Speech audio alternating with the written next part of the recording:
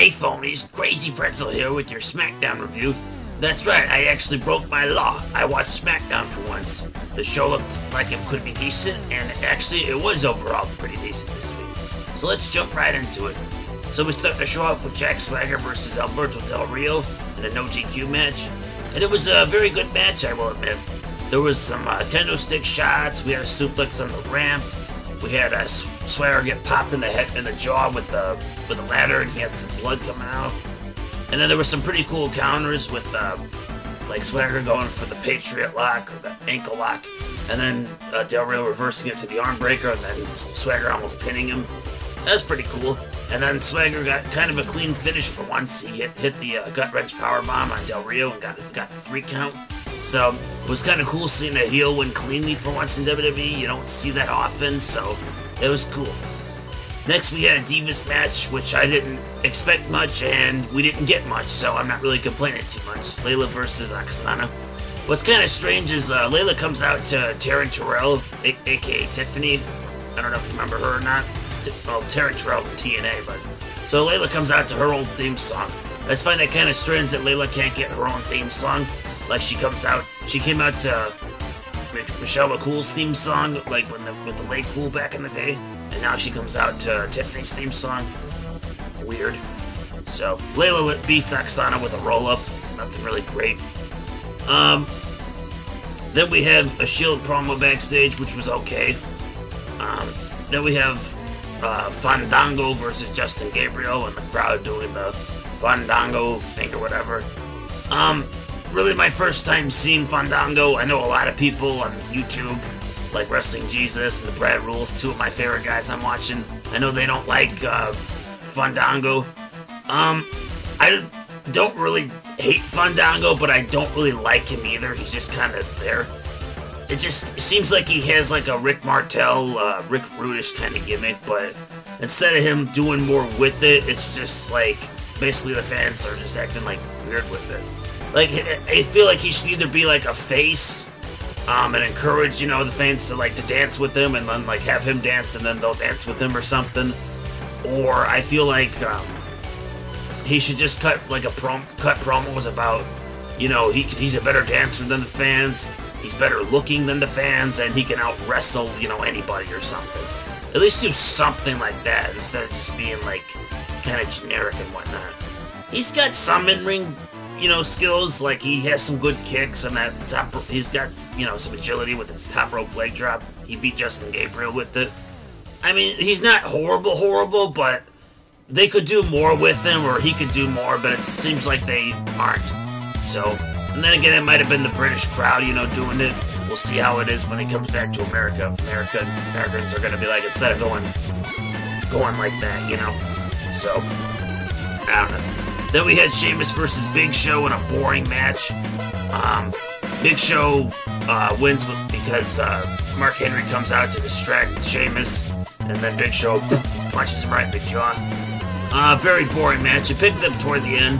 Sheamus hitting the white noise, aka Fit Finley's Celtic Cross on Big Show was pretty impressive, but, you know, these guys have wrestled so many times, and it's just like, it's just boring, you know?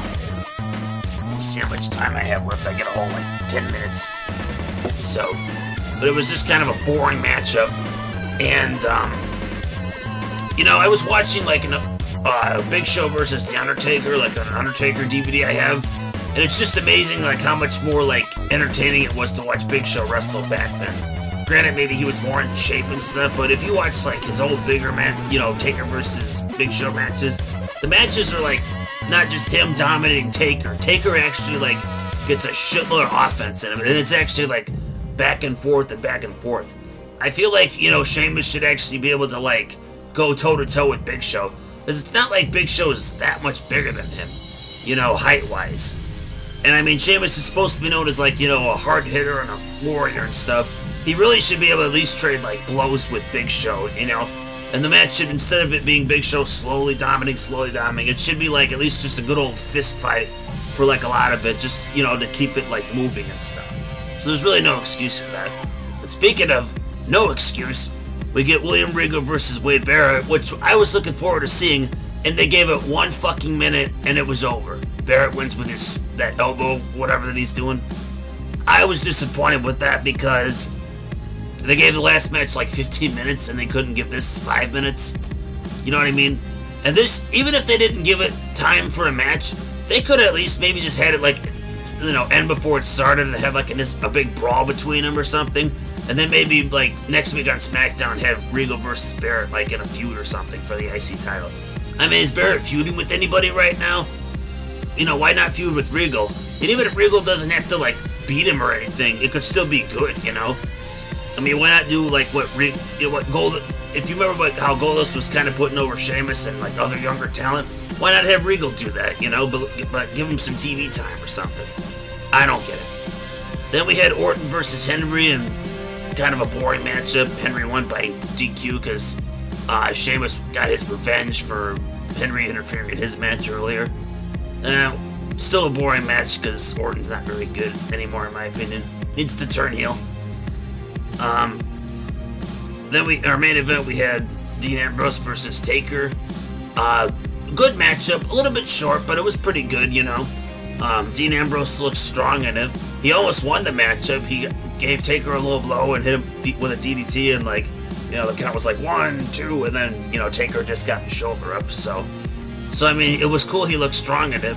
And then the beatdown at the end of it with the Shield, Reigns spearing Taker through the barricade, and then Ambrose with a few chair shots to him, and then the triple powerbomb to the table was pretty cool. So Taker beat Ambrose with the Hell's Gate, but it was pretty good main event. So overall, I mean, you know, SmackDown had some boring stuff in the middle with Sheamus versus Big Show being so long, and obviously, you know, that dud with Barrett and Regal, but you know, the opening match was good and the main event was good, so I mean, I was entertained for it. So I'm not saying I'm gonna start fully committing myself to watching WWE like weekly again, but you know, if they offer us something good like this show was, you know, hey, maybe I might come back to it. So we'll see what happens. Anyway, I'm Crazy Pretzel. Thanks for watching, phonies. Peace out. Hey, you know what? I still got a couple minutes. Alright. So, one thing that they still do on SmackDown that I dislike is they have too much time showing like the Raw recaps on stuff. You know, this is SmackDown and not Raw. So if you're gonna show stuff about Raw recaps, show it on Raw. Like I said, they could have given Regal and Barrett more time, so they could have just left off this recap. And then, what else was kind of funny earlier in the show was like they were basically like recapping like the whole Orton or Sheamus Henry feud or something, but they didn't show like the tag match that they had the week before, so I thought that was kind of strange. And also what I dislike with SmackDown too is I kind of don't get the whole purpose of having Sheamus and Henry feud and like Orton and Big Show feuding, because they've already done these feuds like a bunch of times, and so like what does the winner of each of these feuds get? You know what I mean? Like they should all be fighting each other maybe for a #1 contendership or something, but you know, it just seems like that these two feuds have like no purpose whatsoever. So I don't know. Regal versus Barrett, that could have been a fresh, longer, good brawling feud. So, but they probably won't do it because that's actually fresh. So, again, just little reasons like that that make me angry at WWE. But what can I say? I'm Crazy Pretzel. I have some somewhat high expectations, and they should at least be halfway met. Anyway, I'm done for now. Peace out, phonies.